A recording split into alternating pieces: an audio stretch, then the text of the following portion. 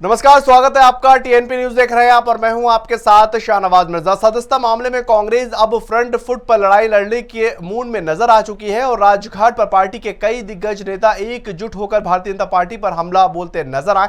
लेकिन भाई को मुसीबत में घिरा देखकर बहन को पीड़ा भी स्पष्ट साफ तौर पर दिखाई दी। मन से प्रियंका गांधी वाड्रा भारतीय जनता पार्टी के ऊपर खूब बरसती हुई नजर आई। प्रियंका गांधी वाड्रा ने आखिर क्या कुछ कहा, इस खास रिपोर्ट से समझे।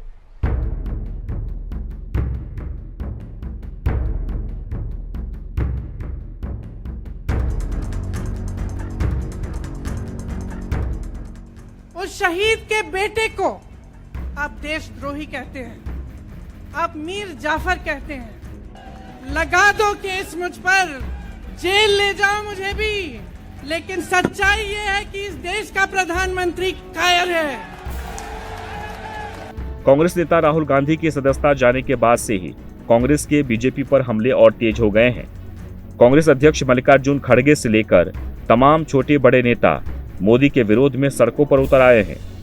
इसी कड़ी में कांग्रेस के कई बड़े नेता बापू की समाधि राजघाट पर संकल्प सत्याग्रह कर रहे हैं, जिसमें कांग्रेस महासचिव और राहुल की बहन प्रियंका गांधी ने भी हिस्सा लिया और अडानी मामले में मोदी सरकार पर हल्ला बोलते हुए कई गंभीर आरोप लगाए। प्रियंका ने कहा कि बीजेपी हमेशा नेहरू नाम इस्तेमाल करने को लेकर हमारा अपमान करती रही है। वे कश्मीरी रीति रिवाजों का अपमान करते हैं, लेकिन उन पर कोई मुकदमा दर्ज नहीं होता। आपको संसद से कोई बाहर नहीं करता। हमारे परिवार का इतना अपमान किया गया, लेकिन फिर भी हम चुप रहे।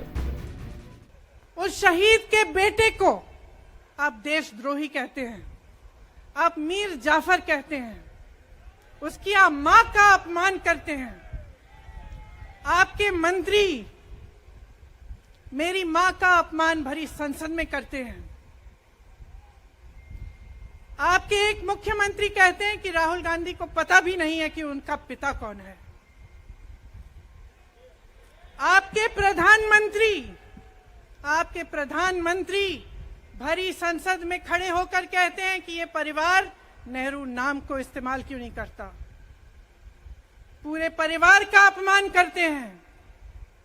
कश्मीरी पंडित समाज के रिवाज का अपमान करते हैं, जिसके तहत एक बेटा अपने बाप के मरने पर पगड़ी पहनता है, परिवार की परंपरा को आगे बढ़ाता है। लेकिन आप पर कोई मुकदमा नहीं होता, आपको 2 साल की कोई सजा नहीं मिलती, आपको जेल की सजा नहीं मिलती। इतना ही नहीं, उन्होंने कोर्ट की कार्रवाई पर भी आपत्ति जताई। प्रियंका ने कहा कि देश में इस मामले से भी गंभीर कई और मुद्दे हैं जो दसियों सालों से अदालत में लंबित पड़े हैं, उन पर सुनवाई नहीं होती। लेकिन इस मामले में सारी कार्रवाई इतनी जल्दी पूरी हो गई। भाषण में अपने भाई के लिए प्रियंका का गुस्सा साफ दिखाई दे रहा था, यहां तक कि उन्होंने पीएम को कायर तक बोल दिया। जिस आदमी ने राहुल जी के खिलाफ सूरत में कंप्लेंट लगाई, आपको मालूम है कि पिछले साल उसने खुद कचहरी में जाके बोला इस पे आप स्टे लगा दीजिए। 1 साल के लिए अपने ही केस पे स्टे लगवाया। फिर वापस कब गए केस खुलवाने के लिए? राहुल गांधी के संसद में अडानी पे के भाषण देने के 1 हफ्ते बाद, 1 हफ्ते बाद वो आदमी वापस जाता है, कहता है केस खोल दी, सुन लीजिए, अब हम तैयार हैं। 1 महीने के अंदर अंदर जज कह देते हैं कि राहुल गांधी को 2 साल की सजा मिलेगी। आपने देखा इस देश में कितने केस हैं कि जेल में 10 साल के लिए पड़े रहते हैं, उनकी सुनवाई नहीं होती।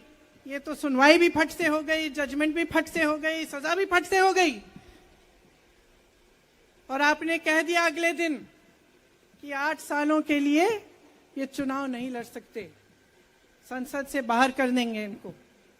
वाह वाह वाह वाह वाह वाह,